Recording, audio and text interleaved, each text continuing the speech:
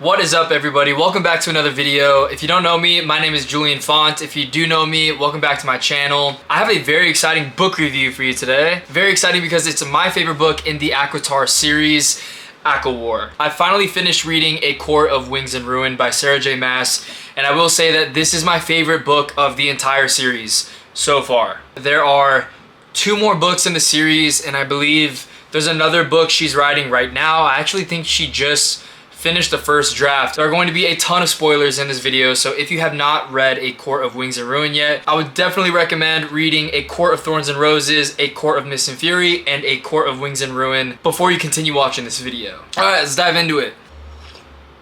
Oh, so I got my coffee for the first time, drinking coffee during a book review. And I will say life is good for me. Unfortunately, not for Farah at the beginning of ACOWAR. So some general thoughts before I sort of break down my favorite scenes. So what I loved about ACOWAR compared to the first 2 books was that we got a lot of the world building out of the way in the first 2 books. And in ACOWAR, I felt like it was just non-stop action. I felt like there was a balance of romance and action. There was just always something happening, and I absolutely love when there's always something happening. It felt like there were no filler chapters in this one, whereas in the first 2 books, and Sarah J Maas had to do this. Like, I felt like in the first 2 books, a lot of explaining had to happen. You know, we had to learn what the Book of Breathings was and how that was going to play a part in the war. We had to learn about the history of Prythian and the treaty and how, you know, humans and fairies sort of had this weird dynamic, and low fae versus high fae. ACOWAR was just go, go, go. Obviously, we got a lot more of Rhysand and Farah's dynamic. We got to see how Nesta and Elaine fit into Prythian and the high fae dynamic. There was a lot of politics, a lot of deals that are being made, a lot of alliances and enemies being made. I think Sarah J Maas encapsulates war perfectly. Obviously, there are casualties, right? There are deaths of friends and loved ones and soldiers who are fighting for a cause that some of them might not even believe in. There's strategy and bargains being made and sacrifice on both sides of the equation. So yeah, I think Sarah J Maas did a wonderful job of balancing the romantasy component with the strategy and the war and the just non-stop action throughout. If you have been watching my other reviews of these books, you know how much I love Lucian. He was my favorite character in the first book. I didn't get enough of him in the second book, and it was like Sarah J Maas was listening to my first 2 reviews, even though the books were written a while ago. I got a whole lot of Lucian in this book, and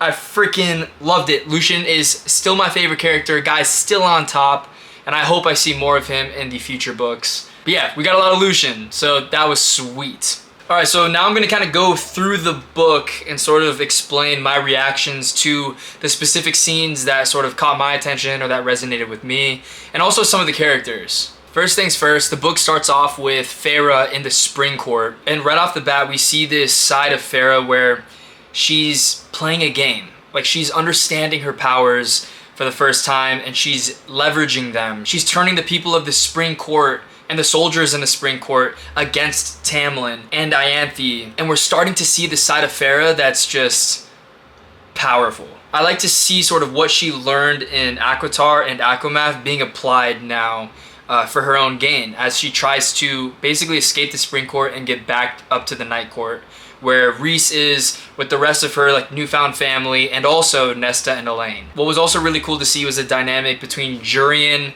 and Tamlin. So like Tamlin is hosting Julian, and then there were these twins that were also, it was like the prince and princess that were on the Hybern side. I don't really remember their names, but they were sort of scouting out the Spring Court and figuring out how they were going to apply what they learned about the Spring Court in war. Yeah, it was cool to see this sarcastic side of Julian and sort of how he and Tamlin would work together, and how Hybern and the Spring Court sort of interacted, and how Farah got in the middle of all of it. So I loved how Farah gave Ianthe exactly what she deserved in the forest when Ianthe was starting to take advantage of Lucian. And what I loved about this scene is that when Ianthe was taken care of and the prince and princess of Hybern were taken care of by Farah, Lucian insisted that he go with Farah back to the Night Court so that he can be reunited with his mate, who is Elaine. So this kicked off my all-time favorite sequence of scenes out of all 3 books I've read so far, and that's Lucien and Feyre's journey from the Spring Court up to the Night Court with no powers. So their powers had been dulled or dimmed by, it was Faebane, I think it was called, and Lucien and Feyre have to basically freaking freestyle their way up the courts without being detected in order to be reunited with Rhysand and Cassian and Azriel, Mor, Amren, the whole family, and everyone else. Here's why I think this sequence of events was like masterfully written. Because there is so much tension. Lucien and Feyre don't have the full capacity of their powers, which means if they're confronted by any threats, they're in trouble. At the time, I remember thinking, could there be a romantic relationship between Lucien and Feyre? You have the Autumn Court that they need to cut through, and at this point we know that Lucien is beefing with his entire family, who basically has eyes all over the Autumn Court, and a war is brewing. So there are multiple levels of tension, and I'm witnessing my favorite character and Feyre navigate their way back to the Night Court. So yeah, on their way up, we get to see more layers of Lucien sort of unravel. We see how impressed he is with Feyre's newfound abilities and powers that she is starting to become very good at, I guess, activating or just really good at using. The tension sort of escalated and built up to this scene where they're in the Winter Court and they're being chased by Eris and 2 of Lucien's other siblings. And as they're running across the icy lake, Feyre and Lucien get rescued by Cassian and Azriel. And I had to set the book down and just throw like a celebratory fist in the air because my boy Cassian's back. My boy Azriel's back. And at the time, I didn't know much about Azriel. And what was cool is that the rest of the book, you're getting a lot more exposure to Azriel's character. So there's a lot of character development for characters I didn't know that much of like before in the earlier books. So yes, Feyre gets rescued, they get taken back up to the Night Court and reunited with Elaine and Nesta and obviously Rhysand and the rest of the family. What was interesting was the way that both Elaine and Nesta embodied like their newfound powers. I thought what was really cool about sort of what continued to happen was the fact that Nesta had this connection with the cauldron, and then you had Elaine, who we eventually see becomes a seer and she could see into the future. But Elaine at first, she was giving me like Luna Lovegood vibes from Harry Potter. She would just kind of speak in poems and riddles and people didn't really know what she was talking about. But then you find out she's kind of a genius and she was predicting the future. What was really nice to see is that the sisters are reunited like on an immortal standpoint. So, you know, they'll be together for like 500 years or, you know, however long fairies live till. I knew from the beginning, I think I mentioned this in my last review of ACOWAR, I knew that Cassian and Nesta were sort of gonna start getting together, which we got to see more of. So this might be a hot take, but I felt like there was this version of Rhysand in ACOTAR and ACOMAF that was different from the Rhysand we see in ACOWAR.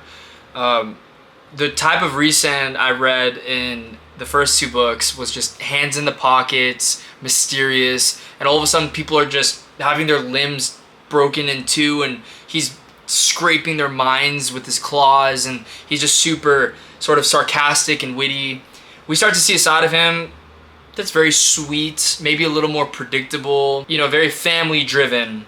And I guess in terms of character development, that's just Rhysand maturing and putting his family first. But yeah, I don't know, I miss like OG, powerful, mysterious Rhysand. I thought that that was a very cool character trait he had in the first 2 books. Another crazy scene was when all of the courts got together and they had a meeting. This was because Rhysand and Feyre were trying to form, you know, as many alliances as possible for when Hybern decides to march. And all of the High Lords and the High Lady show up, including Tamlin. And so tensions were high.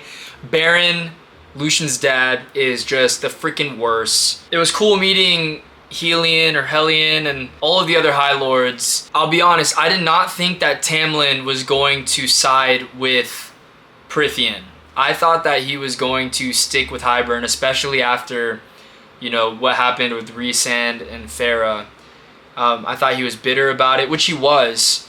But when Elaine gets kidnapped by Hybern and Azriel and Feyre go to rescue her and they're being chased and they're cornered, and then Tamlin comes out in his like beast form and basically saves Feyre, and then they jump off the cliff and she's able to fly away. Like, that was just an insane scene. So it was really cool to see how Tamlin and then eventually Julian help the cause for Prythian. I was rooting for that. I was happy about that. Julian was growing on me very quickly, and that sort of solidified putting him up there as my second favorite character, close second to Lucian. A part that gave me literal chills was when the battle was beginning and Rhysand and Feyre are standing together, and they sort of talked about these gifts that they got for each other. And then up front, in front of the Hybern army, the Weaver, the Carver, and Braxis. These mystical, powerful creatures that we're getting lore on throughout the last 3 books, and we sort of fear to a certain extent. I mean, the Bone Carver was also a great character. Like, I loved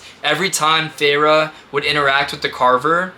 I felt like the dialogue was just the best dialogue. Like, the Carver had the best answers, like talking about what love and feeling and death all felt like. And then you sort of see everything just go full circle when all these bargains that were made at first are being fulfilled on the battlefield, and these characters that were once feared are admired as they fight evil alongside Feyre and the other High Lords, and yeah, it was awesome. That was awesome. I got chills.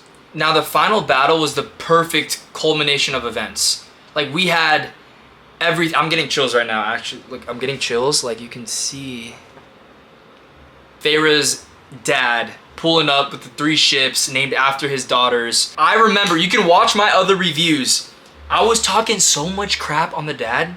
I was like, he's a coward. He's the worst guy ever. He was never there for his daughters, blah, blah, blah. And then he pulls up on the shore, and not only that, but he dies for his daughters. Mr. Archeron, I'm so sorry. Like, I prematurely judged you, and I have to live with that. Thank you for all that you've done for Prythian, and I apologize for judging you prematurely. Yeah, so obviously it was great to see the King of Hybern die. We got this full circle moment. At the end of ACOWAR, Nesta was pointing at the King of Hybern. It was kind of like, I'm gonna come back to get you.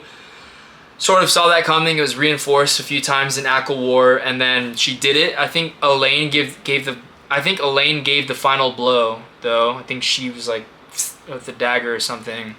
But Nesta got the king pretty close to dying. Regardless, the sisters took down the King of Hybern. That was great. We got to see Amren's final form, or this crazy form that was sort of anticipated for, I think, the past 2 books. You know, I was really looking forward to that. So that was great to see. And then she also returns. I thought there were going to be way more casualties than there were. So yeah, I'm curious to see how this all plays out. You know, I'm hearing that the next book is a Christmas special or some sort of like characters get together and tell all. I don't know if it's going to be more for character development or like lore building, but kind of looking forward to that. I'm hearing the one after that is really good, and I think I heard that it's Nesta's perspective. So stay tuned on those reviews. In all, I would say this is my favorite book of the series out of, you know, the 3 books that I've read so far. ACOWAR's got it all. It's got the romance. It's got the action. It had the politics of the world that I loved. I could not get enough of. So yeah, thank you so much for watching my review. Subscribe if you want to see more book content from me. Also, if you're looking for a current read, I'm the author of 4 novels that I highly recommend reading.